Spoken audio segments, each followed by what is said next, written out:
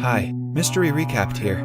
Today, I'm going to explain a science fiction drama film called Another Earth. Spoilers ahead, watch out, and take care.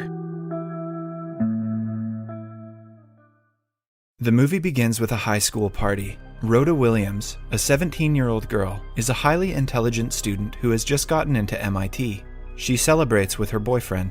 In the background, she narrates that she fell in love with space science after seeing Jupiter's rapid succession in one of NASA's Voyage pictures. Rhoda feels like she can do anything in the world. Later at night, she drives, intoxicated, while listening to the radio, which says that a new planet with its own moon, identical to Earth, has appeared in the solar system.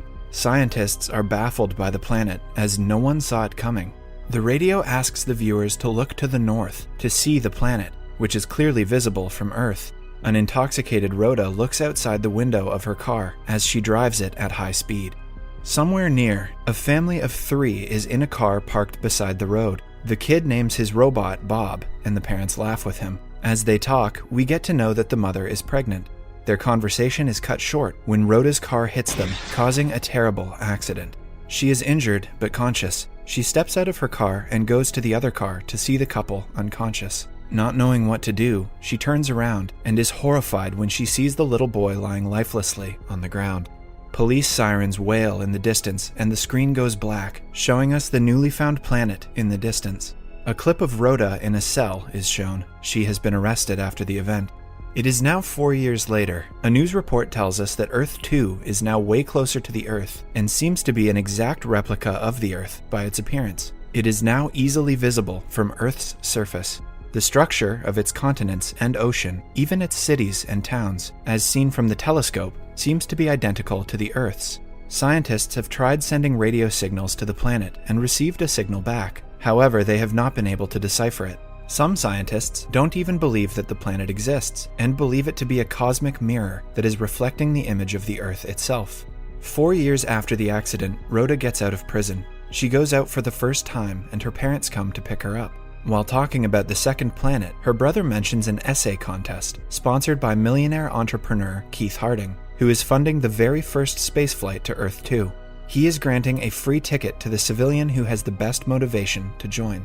Rhoda comes back home and looks at her belongings in her room. She doesn't feel like the person she used to be and doesn't like the room anymore. She looks outside the window and is fascinated to see the second Earth in the sky. Rhoda then gets on her laptop and learns about the United Space Ventures, the program that her brother talked about earlier.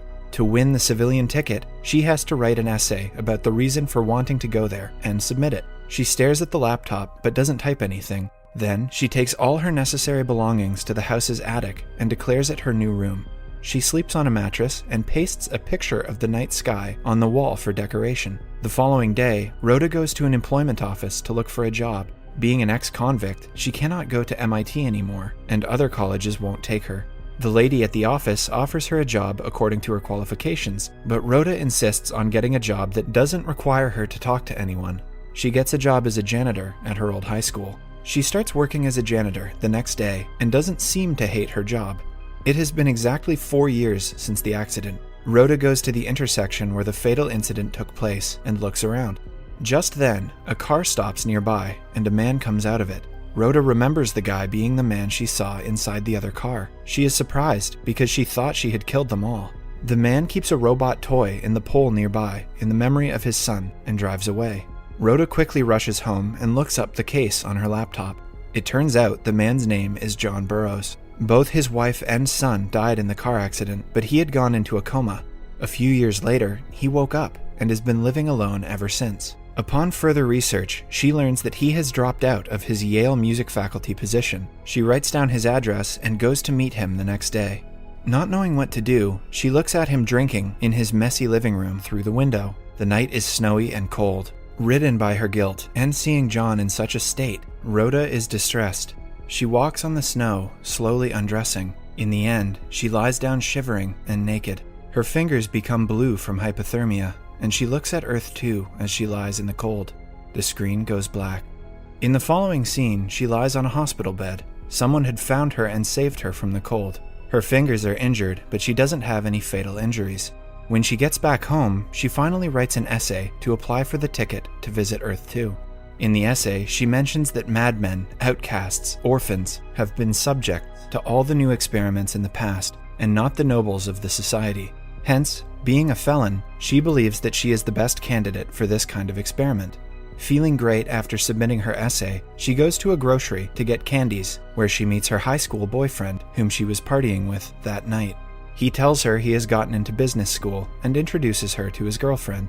He acts strange and awkward when Rhoda tells him that she works as a janitor.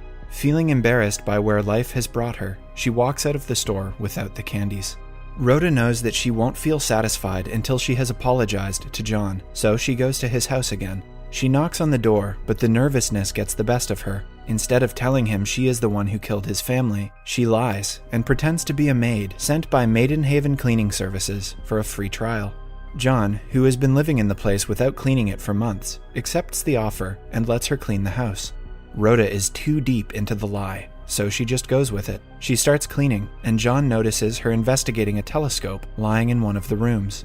When she finishes, John, unknown to her identity, invites her next week to clean the house again. The week passes and Rhoda practices telling John the truth. However, when she knocks on his door, she is taken by nervousness again, so she cleans his house again and doesn't say anything. She begins going to his place every week. However, John hardly ever talks to her. One night, Rhoda and her family watch a live broadcast of a scientist trying to communicate with someone on Earth 2. She successfully receives a signal of someone talking, and it turns out that the person talking on the other end is the scientist herself from the other planet. She is her exact copy in every aspect. Same name, date, and location of birth. Even the occupation and childhood memories match. The whole world watches in awe. Now everyone believes that Earth 2 is a mirror planet with the same people. The news baffles Rhoda, and she comes out of her house to look at the planet and its moon. The news has created a huge debate of what might be true and what is a lie.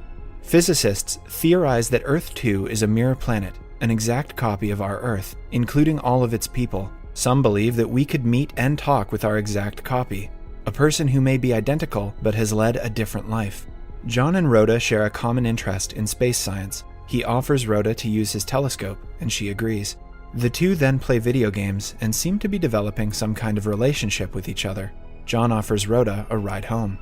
Days go by, and John and Rhoda get closer. One day, they arrive on the subject of the first expedition that plans to go to Earth 2. Rhoda tells him about the essay she has submitted, but John is skeptical about the expedition. He insists mankind is not ready to accept the realization that they are no longer unique, since they still believe that they are the center of the universe. John suddenly gets agitated when he learns that Rhoda has washed a sweater that belongs to his wife. He angrily asks her to leave. A radio program that broadcasts a debate warns about the potential dangers of Earth 2. Some people believe that since the people on Earth 2 have similar access to us in weapons and are of suspicious nature, there is a high probability of a war occurring between the planets. Rhoda comes home to John's car parked by her home. He is there to apologize for his behavior earlier, and she forgives him. Then, he insists she come with him somewhere. He takes her to a university auditorium and gives her a private concert of a new piece of music using a saw. The two feel a greater connection to each other. After the performance, they go back to John's home. One thing leads to another, and they end up having sex. Later, John tells her about the accident and his years-long coma, but Rhoda still doesn't tell him the truth. When she returns home, Rhoda's brother tells her that people from the spaceflight have called. She calls them back and is surprised when the millionaire Keith Harding picks up the phone. He tells her that she has won the essay competition and has been selected to voyage to Earth 2. Rhoda is over the moon and goes to John about the achievement. John praises her at first, but then asks her not to go since they are in a good relationship now. He sees a future with Rhoda, which scares her. She now knows that she cannot lie to him for long.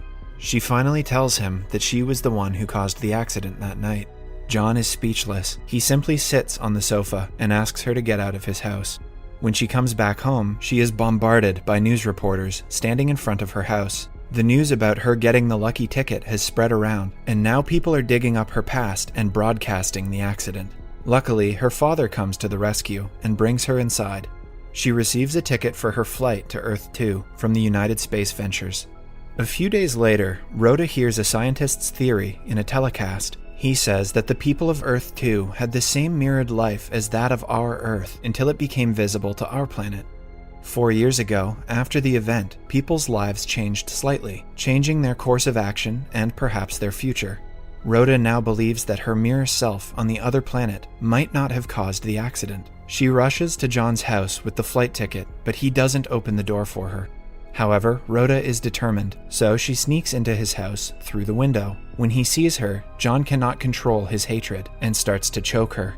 The two struggle for a while until he frees her. She gets up and tells him about the theory she has heard. She claims that the accident might have never happened and his family could still be alive. Rhoda leaves the ticket for him, saying that he could find his wife and son on Earth 2. Sometime later, Rhoda has returned to her normal life. After her apology to John, her mental health is much better. The space shuttle is about to take off when Rhoda sees John in an interview. It turns out that he has accepted her offer and is going to Earth 2. 4 months after the first shuttle took off, Rhoda is walking home from work when she is stunned to see herself from Earth 2 in front of her. The movie ends as the two identical Rhodas stare at each other. Subscribe for more videos like this, turn on notifications, and leave a like to help the channel out. Thank you for watching.